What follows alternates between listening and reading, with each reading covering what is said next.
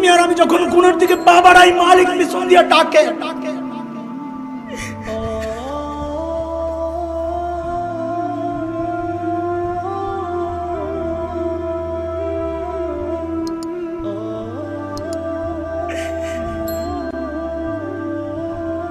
মালিক পিছন দিয়ে ডাইকা কি বলেন জানো?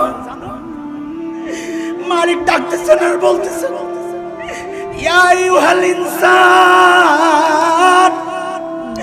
মা গররাকা বিরাব্বিকাল কারীম,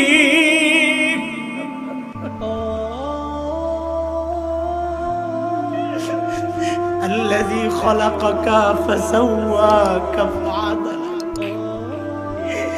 ফি আই সূরাতিন মা শাআ রাক্কাবাক।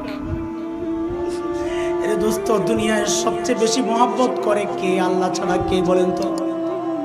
সবচেয়ে বেশি মহব্বত কে করে? আরে কথা বলেন, কে করে?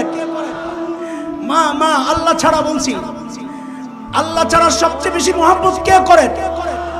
আরে মাসআলা দেখেন না, সন্তান যদি বাবা মায়ের আগে ইন্তেকাল করে, বাবা তো সন্তানের লাশের পেছনে পেছনে যাইতে পারে, বাবা তো সন্তানের কবরে নামতে পারে, কারণ এটা আল্লাহ জানেন, বান্দাও জানেন।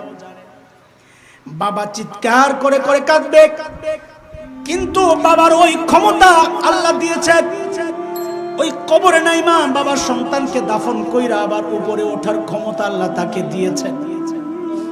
কিন্তু কোন মায়ের জন্য জায়েজ নাই সন্তানের লাশের পিছনে পিছনে যাওয়া আর ওই কবরে নামা, কারণ এটা সবাই জানে, আল্লাহ জানেন। মার কলিজায় আল্লাহ কি মায়া দিছে আল্লাহ জানেন। দুনিয়ার এমন কোন মা নাই সন্তানদের দাফন করে সুস্থ অবস্থায় উপরে উঠবে, মা নিজেও লাশ হইয়া কবরে শুইয়া যাবে। মার কলিজায় আল্লাহ তো মায়া দিছে,